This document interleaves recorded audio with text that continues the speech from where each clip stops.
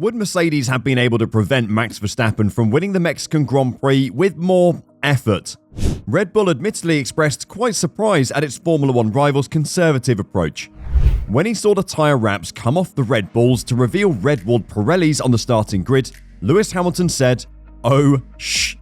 A soft, medium tyre strategy had not been considered in Mercedes pre-race simulations. It not only proved to be feasible, but it was also the optimal course of action.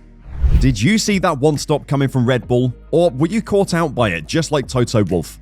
Let us know your thoughts on the Mexican Grand Prix in the comments down below.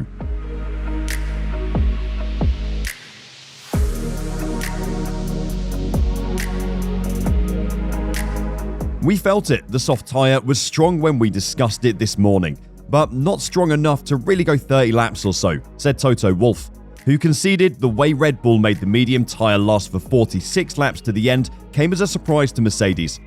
Our models said soft hard would go. Our models didn't say a soft medium would go, but it's a learning curve.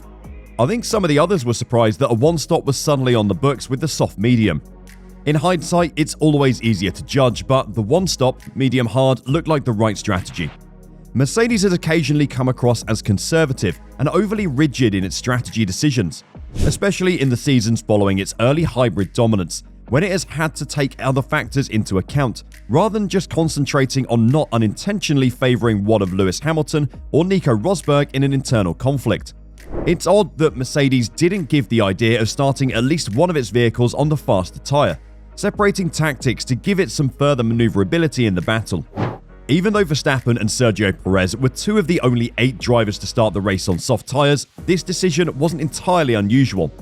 Mercedes may have been lucky that Ferrari's technical woes prevented additional pressure from being applied from behind, because both Ferraris, which missed the fight owing to the turbo issues, also started on the soft tyre. The possibility for Hamilton in particular to make the soft work over a longer stint than anticipated would surely be clear to Mercedes, given how skilled the otherwise eccentric W13 has been this season at managing tyres. However, they ultimately committed to a very brief first stint on a slower compound, which prevented them from reaping the benefits of a late race charge on a much fresher rubber than the Red Bulls. Hamilton only took his mediums as far as the end of lap 22, while Verstappen extended his softs to the end of lap 25. Mercedes made another error after that. Mercedes forced itself into a lengthy final stint on the slowest tyre of all by failing to extend their initial stint on mediums as Daniel Ricciardo's McLaren did to particularly remarkable effect. According to George Russell, this tyre just did not work from lap 2 onwards. This was similar to the error Ferrari committed in Hungary. On a circuit where Mercedes and Hamilton have won by one stopping and completing an extraordinary, longer than expected final stint, helped by the track rubbering in and the fuel loads burning off as well, waiting for the Red Bulls to run out of rubber and be forced into a second stop seemed like wishful thinking. Mercedes failed to read the race in front of it and instead kept firmly to plan, despite Russell's persistent efforts via team radio to have his strategy changed. Russell hoped to extend his first stint on mediums and follow Ricciardo's lead by attacking at the end of the race. "I felt good on the medium. The pace was looking strong," Russell said. "Before Lewis pitted, I was closing the gap. When I was in the lead, I was setting personal bests. Perhaps we should have recognised there was no way I would have been able to overtake Checo on the hard tyre, and the only way would have been to put the soft on." On the other hand, Red Bull's own strategy discussions pre-race suggested soft medium looked like a quicker race than the medium hard, according to team boss Christian Horner. "With the hard, there's just not as much grip in the tyre," he said, stating the obvious. So we were quite surprised Mercedes went as conservative as they did with the medium hard strategy. Because Verstappen maintained the soft tyre in that first stint masterfully, as Horner put it, not warming them up too quickly, making sure that there was longevity to them. Red Bull also gained some confidence that it could pull off what Mercedes believed was an impossible one-stop strategy. Verstappen was able to extend his own first stint while roughly matching Hamilton's pace, even after front left graining struck, about 20 laps into the race. It's also true that Perez, while not being as quick or impressive as Verstappen in this race, managed to close the gap on Hamilton's second place finish. Without the time lost during a lengthy pit stop, which Horner felt was brought on by a stuck rear wheel nut while the old tyre were being removed from the car, Perez may have given Red Bull a comfortable 1-2 finish. "I think we still had the edge, but they would have been a lot closer," said Horner of Mercedes prospects had it mirrored Red Bull's aggressive strategy choice. If you hear their drivers, they're not very happy about the hard tyre. That's the second weekend in a row they've put that tyre on and it's cost them a victory. I was quite surprised at that. Although that last statement is intriguing, it is actually comparable to comparing apples and oranges.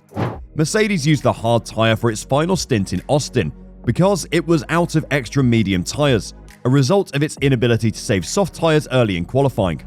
Mercedes' decision to hold the race in Austin was understandable, given that it was held on a circuit that was significantly bumpier and abrasive, and that Verstappen's final pit stop issue made the race appear closer than it actually was. Mexico was a race on a relatively smooth track where, as Russell said, Pirelli bought too hard a compound, C2, C3 and C4, so the soft should have been a medium, the medium should have been a hard, and the hard was like an ultra hard effectively. Despite the lack of practice running to confirm it, Mercedes should have been aware that the W13 typically trades softer tyre warm-up in the beginning of a stint for better life in the latter part. This should have again suggested that choosing the softer compounds in Mexico would play to its inherent strengths. During the early portions of that final stint, Verstappen was actually encouraged to accelerate to get his mediums working in the correct temperature window, in a car that normally energizes its tyres harder than the Mercedes. He wasn't instructed to handle them cautiously through to the end. Imagine how fast the Mercedes had to go in order for the hards to function correctly, especially since you have to be careful to lift and coast to preserve brakes and keep the car cool at this high altitude. That was undoubtedly the part that Mercedes found most difficult. It's also surprising that the team with pole position, and therefore theoretically the most to lose, went into the race with the least amount of conservatism and the most open mind, ready to take a chance now that the championship has been won. While the team that could have afforded to throw everything at trying to break its 2022 victory duck passed up multiple chances to take a chance. It's true that Russell and Wolff were quick to point out how simple everything looks in retrospect. But in this case, Mercedes' lack of relative foresight and lack of movement to adapt to changing circumstances cost it the chance to at least put up a better fight, even though defeat was perhaps inevitable once more. It looked like Mercedes were too naive in their approach. When looking at lap times, we can clearly see that the medium tyre could have gone on for longer. And although the tyres of Verstappen were at 1.40 laps old, Hamilton couldn't go faster on the hard tyres. This is due to specifics of the track and Red Bull's top speed, but it sure is intriguing. Verstappen was able to drive 44 laps on the medium. His slowest lap was a 1:22.917, and his fastest during the stint was 1:22.046. Now that's some serious tyre management. During this stint, Hamilton was only able to drive faster in 9 laps of the 44, with his fastest time on the hard being a 1:22.062 and his slowest being a 1:23.382. In the end, it looks like the strategy was the deciding factor in Mercedes' loss in Mexico, or as some might call it, Mexico.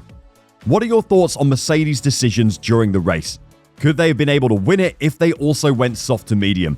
Let us know in the comments down below. That's all for today. Thanks for watching, and don't forget to like and subscribe if you've enjoyed the video.